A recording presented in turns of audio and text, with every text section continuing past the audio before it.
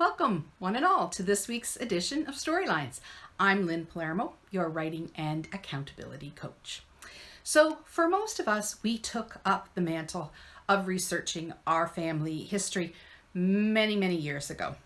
We likely didn't think then that we would be here learning to turn that research into entertaining stories. But here we are. And it can be scary. Writing, putting your words down on the page, can put you in a state of vulnerability. Regardless of whether you are blogging your family history, or writing a book for the general public, or just sharing your stories with family, we are opening ourselves up to others to critique our writing and therefore us. One thing we have to remember is this fear and insecurity fuels our procrastination. It's not an easy task to put yourself out there in such an honest manner. After all, we're all human.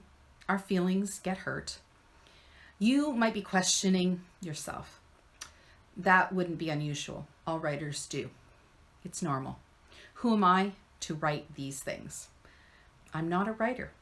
Why should anyone read my writing? Will they question what I've written? Disagree with it? All very real questions. Will anyone read my stories? Does anyone care? All of these questions snowball into an all-encompassing mindset of self-doubt, telling yourself, I'm not a good writer, or I'm not a writer at all. In fact, I'm a bad writer. How do we overcome these feelings of self-doubt? How do we write with more confidence? Well, first we practice a lot. That's code for write. As the saying goes, practice makes perfect. In order to master your craft, you need to immerse yourself in every day, every chance you get. Nobody becomes a confident writer overnight. It takes practice, perseverance, patience, and time. Write about what you know in order to be a good writer. Write about your ancestors, know your material, write from sound research, and you'll feel confident about writing those stories. Do your research. The more facts we have in front of us about our ancestors, the more confident we are going to be in our writing. So get those facts, be able to support your arguments, cite your sources, and then learn from others. Have you come across a writer who you feel expresses your tone and style well? Read their stuff. Learn from them. Let them mentor you. Figure out what they are doing right so that you can apply that knowledge to your own work. Enjoy what you are writing about. You should be excited about the topic you are writing. Like I have said a couple episodes ago in Storylines, passion and purpose fuels our writing.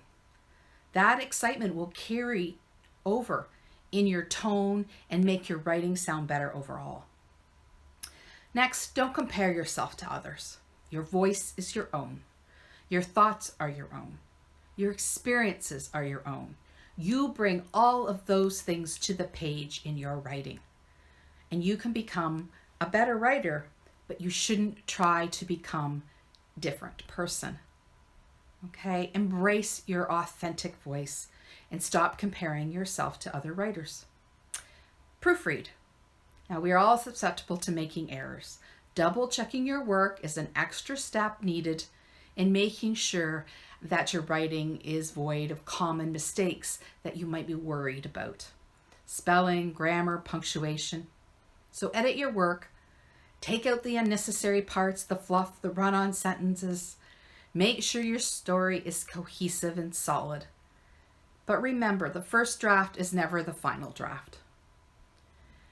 So for those of you who are joining us on February 1st for the Family History Writing Challenge, keep these tips top of mind. Don't let self-doubt stop you from being successful. If you haven't signed up yet for the challenge and you think that might be something that interests you, you can jump on board still and just sign up below this video. I'll send you an email with several steps on how to get ready for the challenge. I hope you'll join us. And in the meantime, Storylines will be on a short hiatus during the challenge. But we will return on March 4th. And so I will see you then. And for those of you in the challenge, I'll see you on Saturday.